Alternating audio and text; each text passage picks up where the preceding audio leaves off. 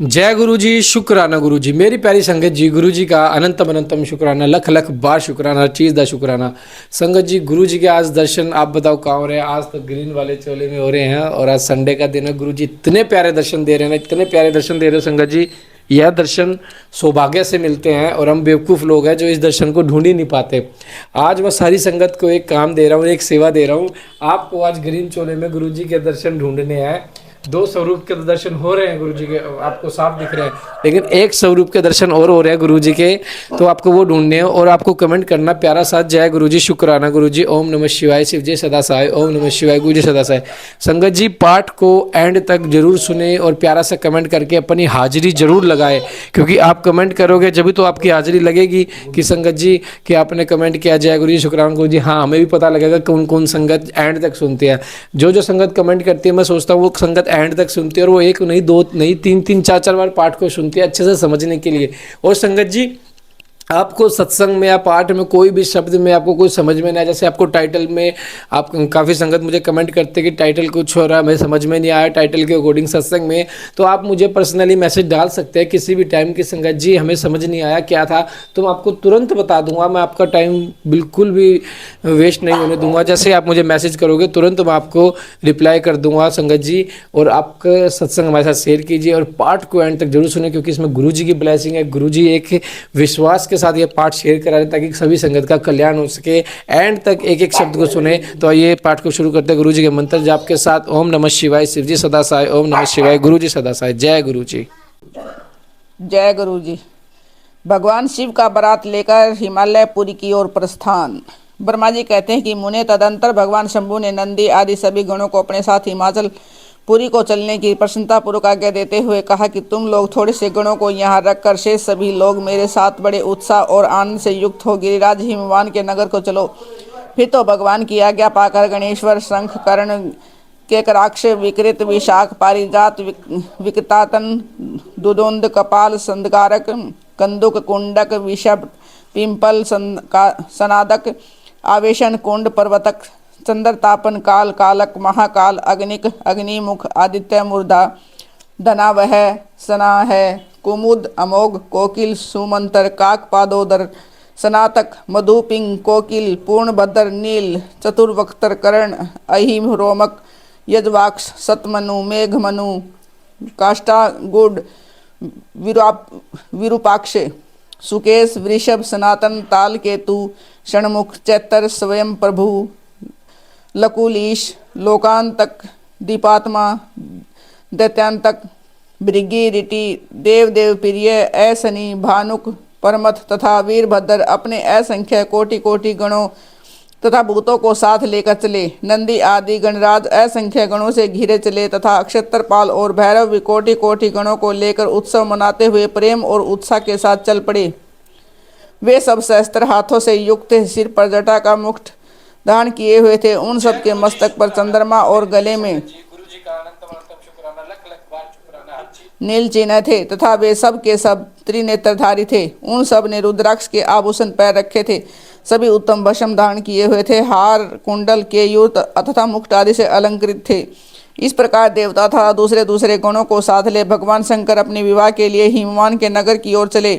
चंडी देवी रुद्र देवी की बहन बनकर खूब उत्सव मनाती हुई बड़ी प्रसन्नता के साथ वह आ पहुंची। वे शत्रुओं को अत्यंत भय देने वाली थी। उन्होंने सांपों के आभूषण से अपने को विभूषित कर रखा था। उनका वाहन प्रेत था। वे उसी पर आरूढ़ हो अपने माथे पर एक सोने का भरा हुआ कलश लिए चल रही थी। वह कलश महान प्रभापुंज से प्रकाशित हो रहा था। मुने वहाँ करोड़ों दिव्य भूतगण शोभा पाते थे, जिनका रूप विकराल था। उनके रूप रंग भी अनेक प्रकार के थे। उस समय डमरुओं के डिम डिम घोष से, बेरियों की गड़गड़ाहट से और शंखों के गंभीर नाद से तीनों लोग गूंज उठे थे।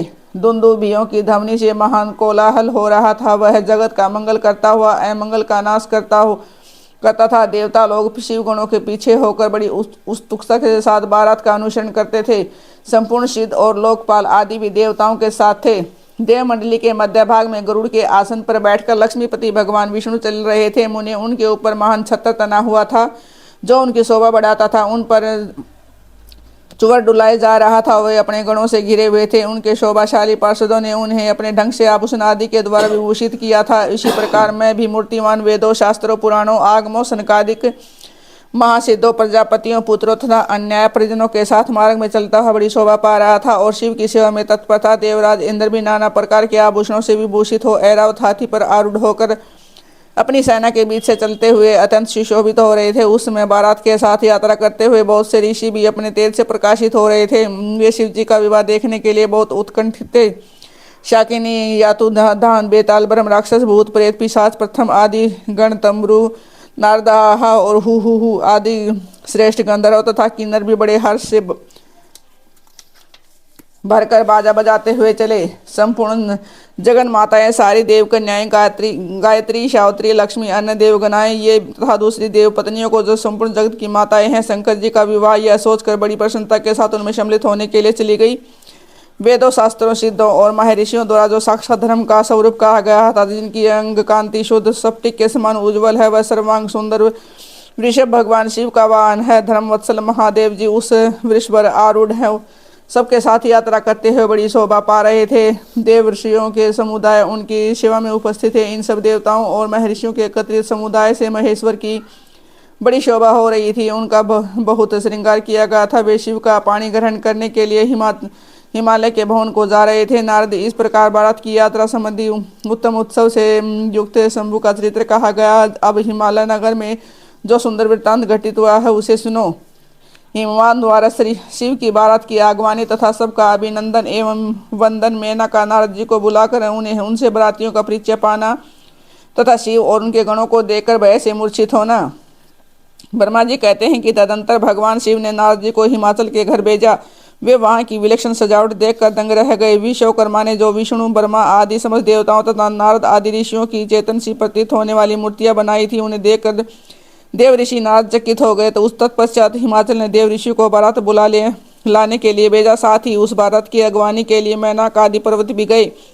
तदंतर विष्णु आदि देवताओं तथा आनंदित हुए अपने गणों के साथ भगवान शिव हिमालय नगर के समीप से आनंद आप पहुंचे। गिरिराज हिमवान ने जब यह सुना कि सर्वव्यापी शंकर मेरे नगर के निकट आ पहुंचे हैं, तब उन्हें बड़ी प्रसन्नता हुई।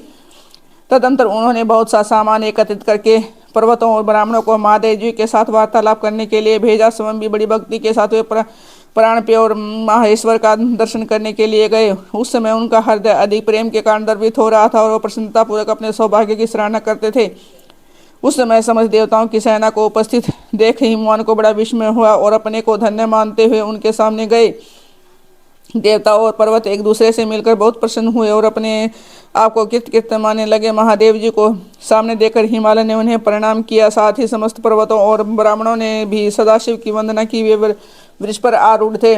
उनके मुख पर प्रसन्नता छा रही थी। वे नाना प्रकार के आभूषणों से विभूषित थे और अपने दिव्य अंगों के लावण्य से सभी संपूर्ण दिशाओं को प्रकाशित कर रहे थे। उनका श्री अंग अत्यंत महीन, नूतन और सुंदर रेशमी वस्त्र से शोभित था। उनके मस्तक का मुकुट उत्तम रत्नों से जटित होने के कारण बड़ी शोभा पा रहा था। वे अपनी पावन प्रभा का साफ प्रसार करते हुए हंस रहे थे। उनका प्रत्येक अंग भूषण बने हुए सांपों से युक्त था। उनकी अंग कांति बड़ी अद्भुत दिखाई देती थी।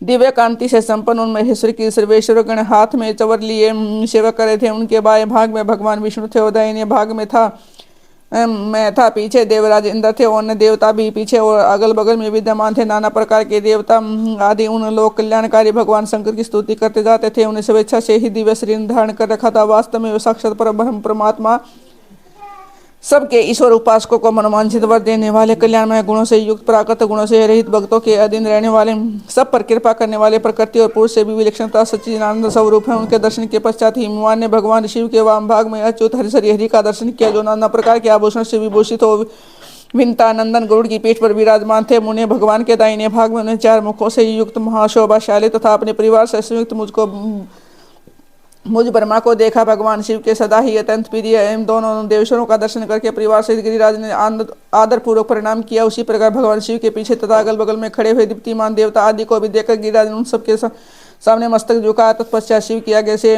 आगे होकर हिमवान अपने नगर को गए। उनके साथ महादेव जी, भगवान विष्णु तथा महाशंभु ब्रह्मा भी मुनि और देवताओं से शीघ्रतापूर्वक चलने लगे।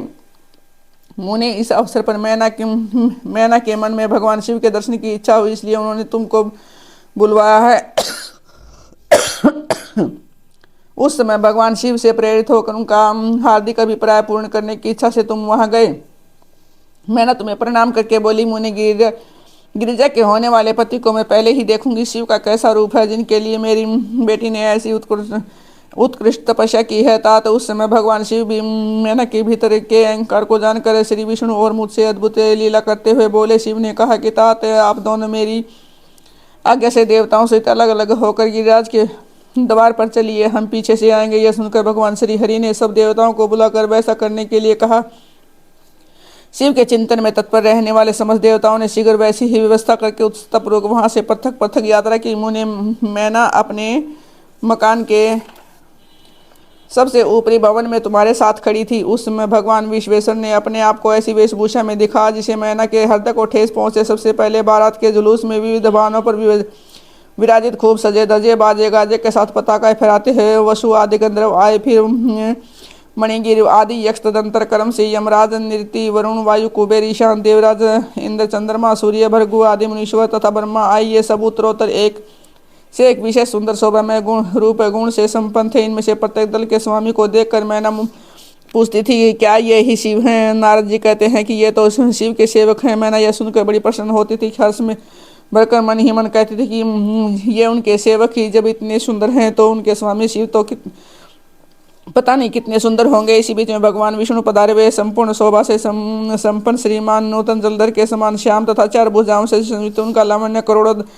दर्पकों को लज्जित कर रहा था। वे पीताम्बर धारण करके अपनी सहज प्रभा से प्रकाशित हो रहे थे। उनके सुंदर नेत्र प्रफुल्लित कमल की शोभा को छीन लेते थे। उनकी आकृति से शांति बरस रही थी। पक्षी राजगरुड़ उनके वाहन थे। शंख चक्र आदि लक्षणों से युक्त मुकुट आदि से विभूषित वक्षस्थल में श्री वत्स का चिन्ह धारण किए हुए वे लक्ष्मीपति श्री विष्णु अपने अप्रेम प्रभापूर्ण से प्रकाशमान थे। उन्हें देखते ही मैना के नेत्र चकित हो गए। वे बड़े हर्ष से बोली, अवश्य यही मेरे शिवा के पति साक्षात भगवान शिव हैं, इनमें संशय नहीं है। मुने तुम भी लीला करने वाले ही ठहरे। अतः मैना की ये बात सुनकर उनसे बोले, देवी ये शिवा के पति नहीं अपितु तो भगवान केशव हरि हैं। भगवान शंकर के संपूर्ण कार्यों के अधिकारी तथा उनके प्रिय हैं। पार्वती के पति जो दूल्हा शिव हैं उनसे भी बढ़कर समझना चाहिए। उनकी शोभा का वर्णन मुझसे नहीं हो सकता। वे संपूर्ण ब्रह्मांड के अधिपति सर्वेश्वरता स्वयं प्रकाश परमात्मा है। ब्रह्मा जी कहते हैं कि नाथ, तुम्हारी इस बात को सुनकर मैना ने उस शुभ लक्षणा उमा को महान धन वैभव से संपन्न सौभाग्यवती तथा तीनों कुलों के लिए सुखदायिनी माना।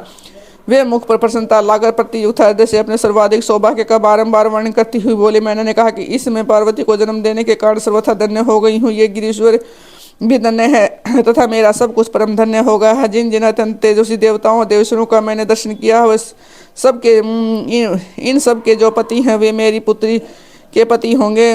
उसके सौभाग्य का क्या वर्णन किया जाए। भगवान शिव को पति रूप में पाने के कारण पार्वती के सौभाग्य का 100 वर्षों में भी वर्णन नहीं किया जा सकता। ब्रह्मा जी कहते हैं कि नाथ, मैना के प्रेम पूर्ण हृदय से जो ही उपयुक्त बात कही त्यों ही अद्भुत लीला करने वाले भगवान रुद्र सामने आ गए। ताते उनके सभी गण अद्भुतता मैना के अहंकार को दूर करने वाले थे। भगवान शिव अपने आपको माया से निर्लिप्तता निर्विकार दिखाते हुए वहाँ आए। उन्हें आया जाने तुमने मैना को शिवा के पति का दर्शन कराते हुए उनसे इस प्रकार कहा, सुंदरी देखो ये साक्षात भगवान शंकर हैं जिनकी प्राप्ति के लिए शिवा ने वन में बड़ी भारी तपस्या की है। तुम्हारा ऐसा कहने पर मैना ने बड़ी प्रसन्नता के साथ अद्भुत आकार वाले भगवान महेश्वर की ओर देखा। वे स्वयं तो अद्भुत थे ही, उनके अनुचर भी बड़े अद्भुत थे। इतने में रुद्रदेव की परम अद्भुत सेना भी आ पहुंची जो भूत प्रेत आदि से संयुक्त तथा नाना गणों से संपन्न थी। उनमें से कितने भी भवंडर का रूप धारण करके आए थे, कितने ही पताका की मरमर ध्वनि के समान शब्द करते थे।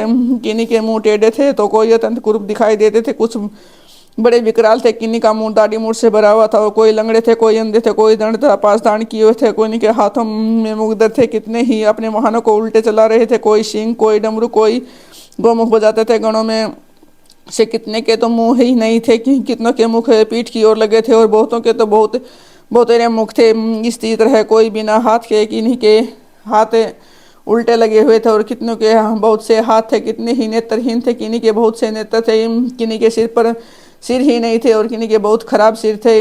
किन्हीं के कान ही नहीं थे और किन्हीं के बहुत से कान थे। इस तरह सभी गण नाना प्रकार की वेशभूषा धारण किए हुए थे। तात वे विकृत आकार वाले अनेक प्रबल गण बड़े वीर और भयंकर थे, उनकी कोई संख्या नहीं थी। मुने तुमने उंगली द्वारा रुद्रगणों को दिखाते हुए मैना से कहा कि वरान ने तुम पहले भगवान हर के सेवकों को देखो, फिर उनका भी दर्शन करना। उन असंख्य भूत प्रेत आदि गणों को देखकर मैना तत्काल भय से व्याकुल हो गई। उन्हीं के बीच में भगवान शंकर भी थे, जो निर्गुण होते हुए परम गुणवान थे। वे वृक्ष पर सवार थे, उनके 5 मुख थे और प्रत्येक मुख में 3-3 नेत्र। उनके सारे अंगों में वो विभूति लगी हुई थी और जो उनके लिए भूषण का काम देती थी। मस्तक पर जटाजूट और चंद्रमा का मुकुट, 10 हाथ और उनमें से एक में कपाली है, शरीर पर बागंबर का दुपट्टा और हाथ में पिना के उन त्रिशूल, आंखें भयानक आकृति विकराल और हाथी की खाल का वस्त्र है। यह सब देखकर शिवा की माता बहुत डर गई, चकित हो गई, व्याकुल होकर कांपने लगी, उनकी बुद्धि चकरा गई। इस अवस्था में तुमने अंगुली से दिखाते हुए उनसे कहा कि यही है भगवान शिव। तुम्हारी यह बात सुनकर सती मैना दुख से भर गई और हवा के झोंकों से खाकर गिरी हुई लता के समान तुरंत भूमि पर गिर पड़ी। यह कैसा विकृत दृश्य है, मैं दुराग्रह में पड़कर ठगी गई, जो कहकर मैना उसी क्षण मूर्छित हो गई। तदंतर सखियों ने जब नाना प्रकार के उपाय करके उनकी समुचित सेवा की, तब गिरिराज प्रिय मैना धीरे धीरे होश में आई। जय गुरु जी, शुक्राना गुरु जी। संगत जी, गुरु जी का अनंतम अनंतम शुक्राना, लख लख बार शुक्राना जो हमें इसके काबिल बनाया। संगत जी, आज से गुरु जी ने अभी आदेश आया, जैसे हम पाठ करें तो गुरु जी का आदेश आ जाता है कि सारी संगत को आदेश दे। सारी संगत को संगत जी मैं एक आदेश दे रहा हूँ, जितनी भी संगत हमारे चैनल से जुड़ी है उन सबको पहले तो शुक्राना, गुरु जी का शुक्राना, लख लख बार शुक्राना और हमारा नमस्कार। संगत जी, आज से लगातार 40 दिन डेली शाम को 5 बजे आपको पाठ सुनना है और सुबह अमृत वेला में भी यह पाठ सुनना है। जो हम जैसे आज जो 5 बजे लाइव होगा 5 बजे, तो संगत जी इस पाठ को आपको शाम को भी सुनना और सुबह भी सुनना। लगातार 40 दिन आप एक ये कर लो और फिर देखना आपके घर में कितनी बरकत होगी। जय गुरु जी, शुक्राना गुरु जी। संगत जी, गुरु जी पर विश्वास है तो आप ये कर लेना। मैं तो देखो संगत जी, सब संगत की मर्जी है, तो अपनी मर्जी से आप गुरु जी का आशीर्वाद लो, गुरु जी आपको ब्लेस जरूर करेंगे। जय गुरु जी, शुक्राना गुरु जी। ओम नमः शिवाय। शिव जी सदा साई। ओम नमः शिवाय। गुरु जी सदा साई। जय गुरु जी।